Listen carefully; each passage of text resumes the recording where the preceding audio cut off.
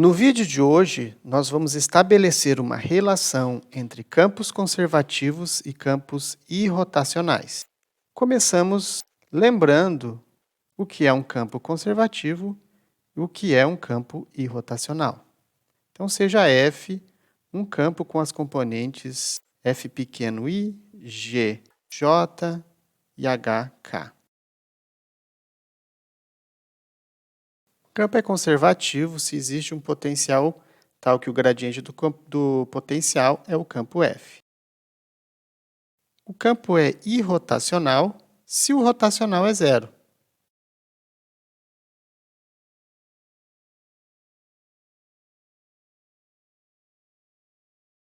Agora observem que o rotacional ser zero, ser o vetor nulo, é equivalente a dizer que cada uma das componentes desse vetor é nulo. Então, se nós calcularmos só a componente na direção i, nós temos aqui a derivada de h com respeito a y menos a derivada de g com respeito a z. Então, essa diferença tem que ser zero. Para essa diferença ser zero, as derivadas parciais devem ser iguais. Ou seja, a derivada de h com respeito a y igual à derivada de g com respeito a z. Da mesma forma, se nós computarmos a componente na direção j e a componente na direção k e igualarmos a zero, nós conseguiríamos mais outras duas identidades das derivadas parciais. Ou seja, a derivada de f com respeito a z igual à derivada de h com respeito a x, a derivada de f com respeito a y igual à derivada de g com respeito a x. Então, dizer que um campo é irrotacional é equivalente a dizer que essas três identidades são válidas.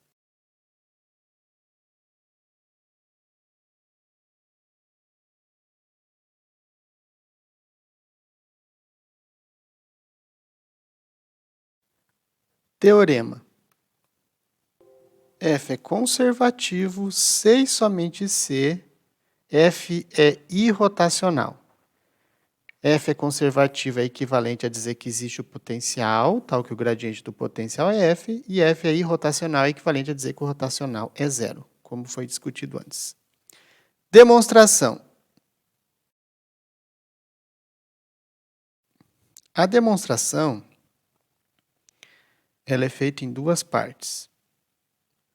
Primeiro, nós assumimos que F é conservativo e provamos que ele é irrotacional. E depois, nós assumimos que ele é irrotacional e provamos que ele é conservativo.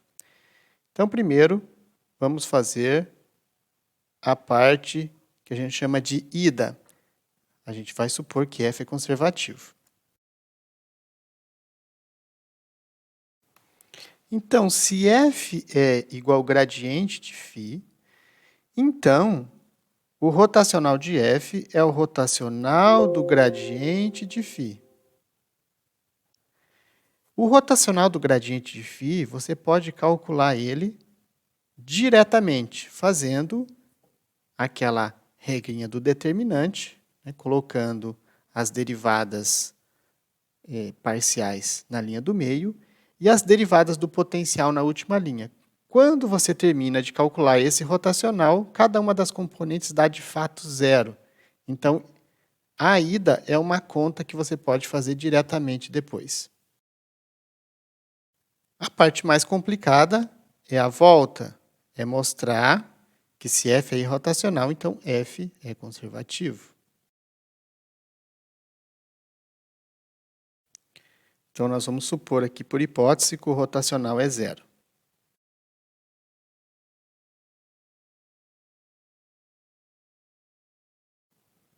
E nós vamos trabalhar com um caminho fixo.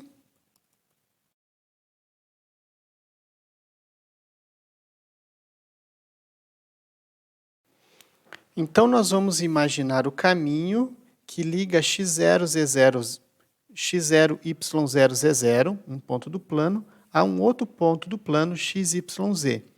E esse caminho ele vai ser as arestas que compõem esse paralelepípedo. Então, vamos ver qual será o caminho.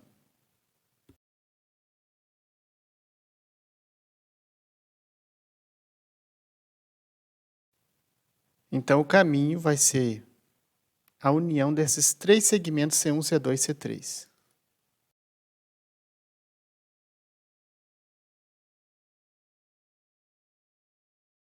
Agora, nós vamos definir uma função que vai ser a candidata ao potencial desse campo F. E, naturalmente, essa função que nós vamos definir depende do caminho C.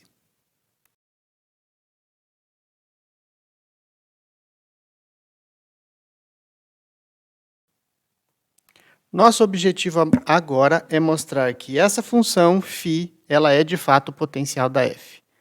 Para isso, nós vamos separar essa integral nesses três pedaços, integral em C1, em C2 e em C3.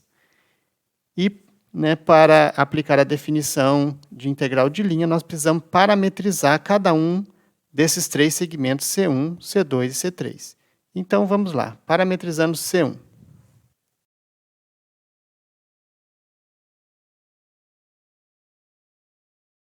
Quando nós observamos o segmento C1, a primeira componente varia linearmente de x0 a x.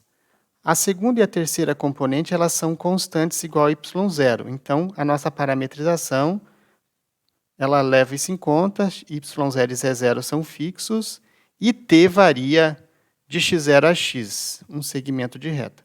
E aqui eu já coloquei a derivada de r igual a i para a gente usar na integral de linha. Então, nós vamos fazer a mesma coisa para os segmentos C2 e C3.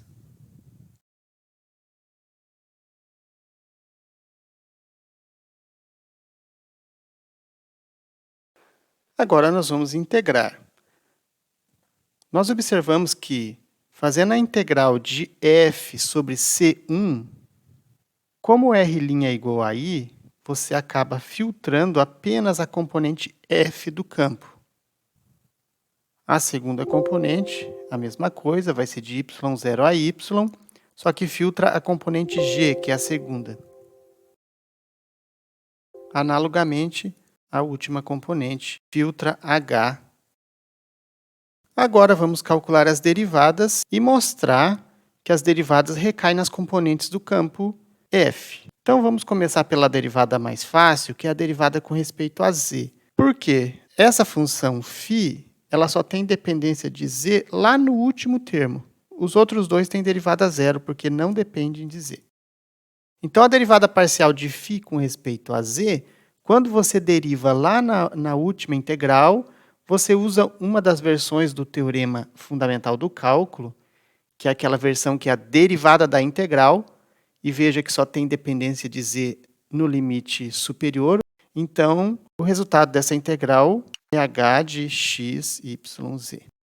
Essa foi fácil, de fato, a derivada com respeito a z da última componente do campo f. Agora vamos fazer a derivada com respeito a y. Observe que duas componentes ou duas parcelas dessa expressão dependem de y. A parcela do meio e a última parcela. A parcela do meio está integrando na segunda componente e nós vamos derivar com respeito a y, que também é a segunda componente da função. Logo, eu uso o mesmo teorema fundamental do cálculo, que é a derivada da integral, e nós vamos ter ali g de x, y, z0. Agora, a última integral, nós simplesmente vamos passar aquela derivada com respeito a y para dentro da integral.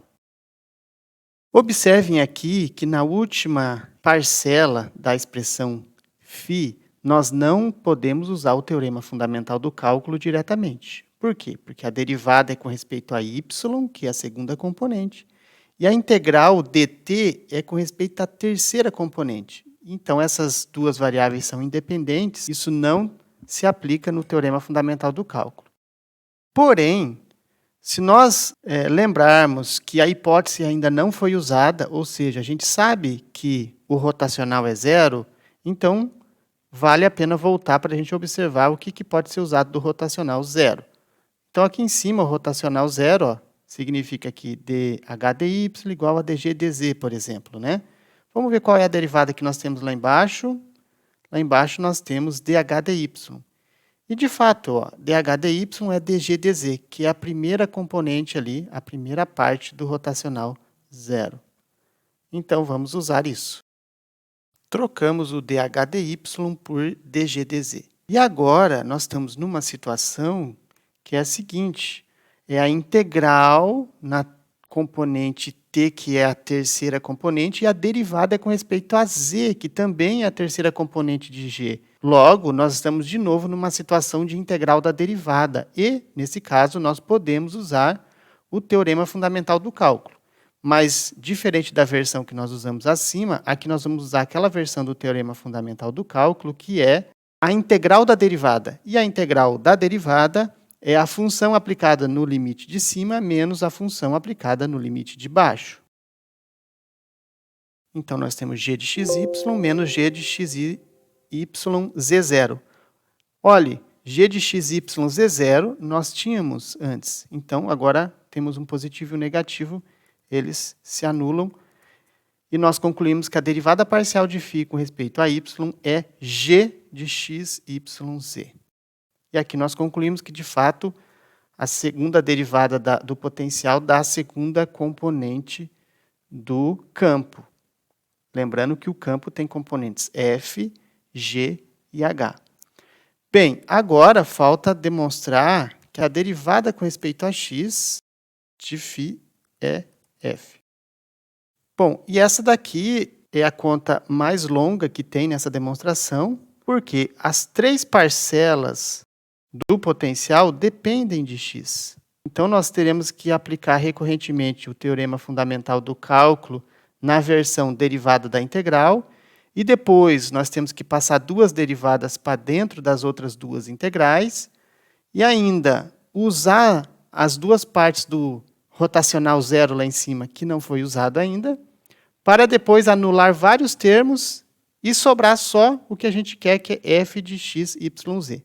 Então, essa parte final eu deixo aí para o leitor resolver em casa. E aqui nós concluímos, de fato, que o campo é conservativo, ou seja, F é o gradiente desse potencial, que antes era um candidato a potencial, agora nós demonstramos que, de fato, ele é o potencial.